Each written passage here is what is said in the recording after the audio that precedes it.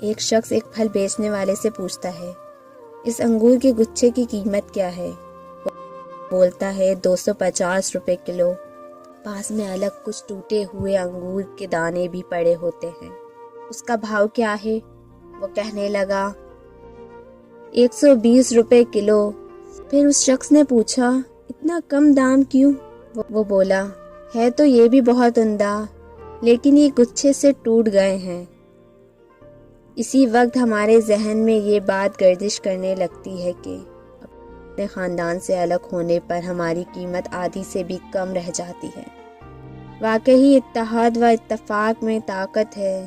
اتحاد جب مٹی نے کیا تو اینٹ بن گئی، اینٹ نے کیا تو دیوار بن گئی، دیوار نے کیا تو گھر بن گیا۔ یہ بے جان چیزیں جب ایک ہو سکتے ہیں تو ہم تو انسان ہیں، ذرا سوچئے کہ ہم ایک نہیں ہو سکتے؟